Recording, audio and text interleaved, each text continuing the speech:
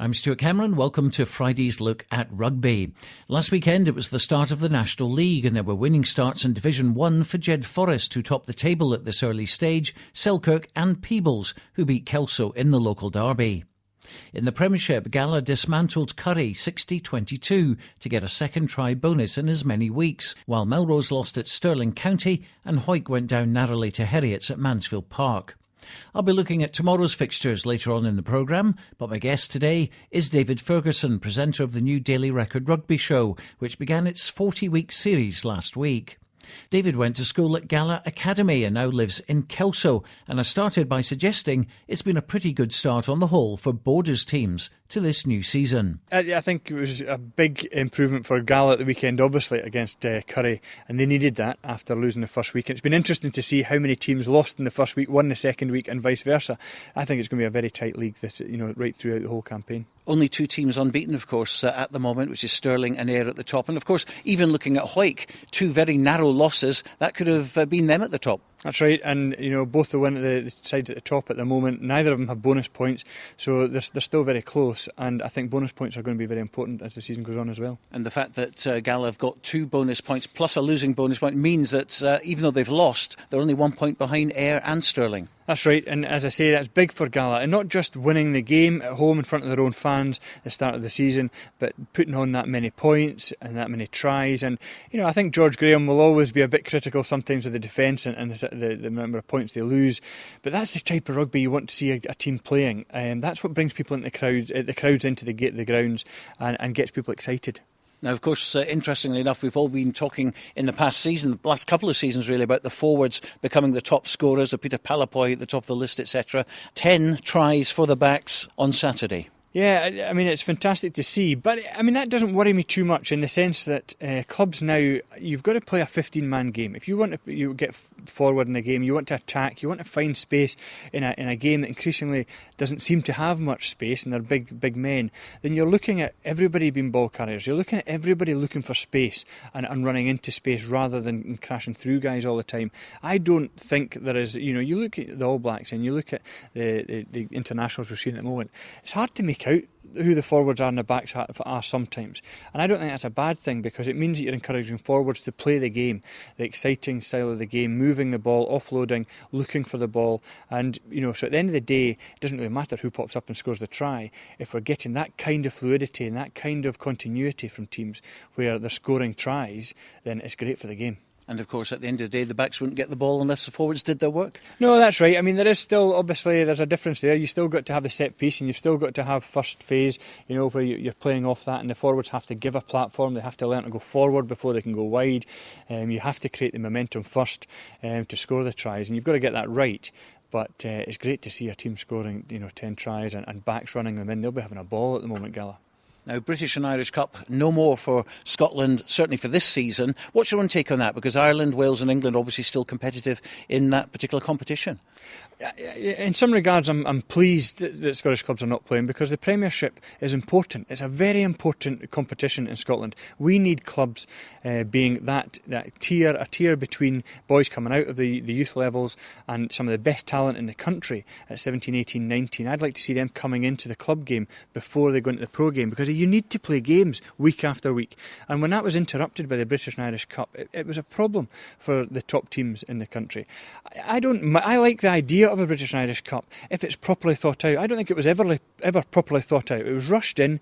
We threw teams into it. We weren't sure who was playing in it. I actually don't think I don't think it's a bad idea, the suggestion that we look at perhaps our districts going in and 4 districts. I quite like the idea of the Borders, Glasgow, Edinburgh and Caledonia, putting the best of the club players, them coming together into their districts and playing in the British and Irish Cup for those districts. That would be stronger teams. We wouldn't see the 60, 70, 80 point humiliations that we've seen, which I don't think are good for anybody, and no matter what people say about learning from these experiences, I don't agree with that. I think you suffer more from humiliations like that. And if we could find a way of playing that in the season. Now, I know it's difficult, trying to stick in 6 weeks of these games dotted through the season and bringing teams together and into district sides won't work. It will disrupt the Premiership. So I'm happier that we're out of it this year. We can concentrate on building up that Premiership. We need that club game to be stronger, to act as a real stepping stone into the pro game. Now, there's playoffs, of course, for the very first time in the Premiership. Probably the reason behind that was the fact that the B&I Cup isn't there, so, there's been a few gaps to fill.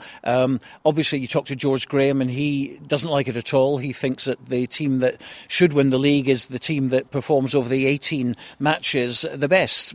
On the other side of the coin, of course, from the SIU, from everyone else's point of view, I suppose, you're looking at the situation whereby it's a very exciting end to the season, particularly for clubs who were mid-table. You're right, Stuart, in what you say. There's those two sides. I've never liked the idea of the team that puts in the effort over the season and finishes top of the league, doesn't get the Champions Medal. I've never liked it when it came into the Premiership in England. I didn't like it, I felt sorry for teams that were regularly at the top. Gloucester were there a couple of times, Saracens, and didn't win the playoffs. Leicester came through, or Wasps early on. Ian McGeechan used to say that he would just plan his season with Wasps to finish strongly in the last. Didn't worry about the early games because they would finish strongly and they would win the title.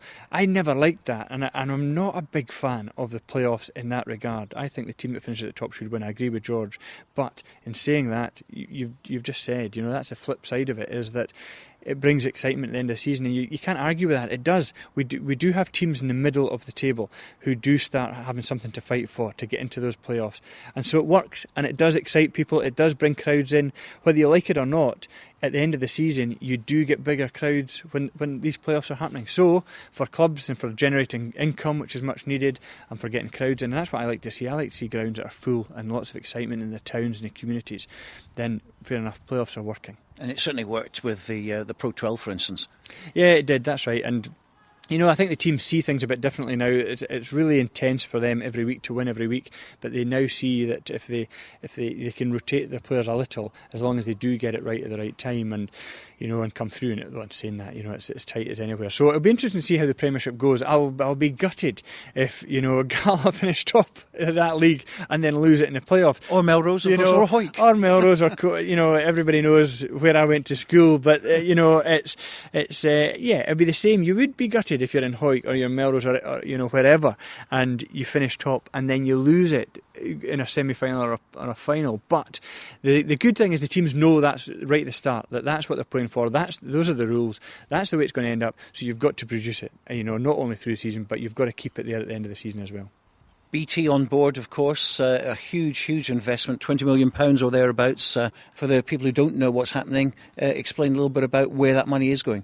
Well, yeah, it's interesting to see where the money goes in terms of where it's been suggested and where we'll actually see it materialise. First of all, it's great for Scottish rugby. The game over the last 15 years, we are a small country, we've got a small population, we've got small numbers of rugby players, and without the finance, we've struggled to cope in the professional game with the rest of the world. And England and France and Ireland and Wales even have gone on ahead of us, and we've been left behind a bit. And we've seen that on the national stage, down to 9th, 10th, 11th, 12th at one stage in the world. And a big part of that is the lack of funding, to be able to make sure we properly professionalise the setup, we have proper academies and players are brought through with proper training and proper conditioning. Now we're getting there, but that money will make a big difference.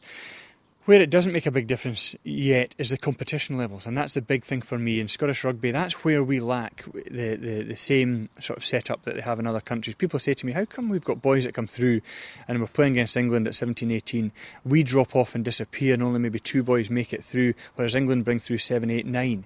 Well, my argument there is that England at that level at 17, 18, they've been playing a higher level of competition week in, week out. So those boys are more ready to step up with the right strength and conditioning to pro rugby. Our boys aren't. At 17, 18, they're not ready to step up into the pro game, which is what goes back to what we were saying earlier about the club game. We have to have a strong club platform for them to move into.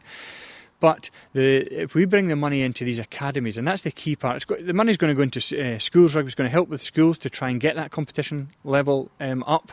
I'll believe that when I see it. Schools talk of a good game, but we need to see schools and under 18 clubs coming together to really have a proper league in Scotland, to have competition week after week. As I say, I'll believe it when I see it. It's not there yet. There's money obviously going into women's rugby. There's money going into youth rugby. There's money going into the club game and the pro game. They'll benefit as well. But the academies for me are probably the key. That if we could have good, strong academies in each part of Scotland, particularly in the borders, where we've lost out not having a borders team. We've not had that real goal to aim for youngsters in the borders. Yet we still have more kids in the borders per head of population who dream of being a rugby player than any other part of Scotland. So bringing an academy back here will be huge for the borders, and proper strength and conditioning alongside proper competition with games regularly, I think is the key for me in this funding and the change in Scottish Rugby that we'll see going forward. More from David in a few weeks' time, but before we go tonight, a look at tomorrow's fixtures. In the Premiership, Melrose are at home to Boroughmuir. Gala are hosting Glasgow Hawks, while Hawick visit Ayr. In the National League, Jed Forest are at home to Dundee, Kelso welcome Biggar, and Selkirk take on Hillhead Jordan Hill at Philiphaugh. For Peebles, it's a long trip north to Aberdeen Grammar. In National 3, Hawick YM take on DL, that's at Mansfield Haugh. East League 1 sees a derby between Berwick and Langham, Duns face Linlithgow, Hawick Lindeen v Dalkeith, and North Berwick take on Hawick Quins. East League 2, Earlston are away at Liberton, St Boswell's visit Lismore, and tomorrow East League 3 kicks in with Walkerburn travelling to play Bowness, and Gala YM are at home to Murray House. Super Scoreboard Live is on air from 2 o'clock tomorrow in the featured game Gala versus Glasgow Hawks. The Sunday Rugby Roundup, that's at 10 a.m. Well, I'll be back next Friday, but that's it for Rugby for tonight.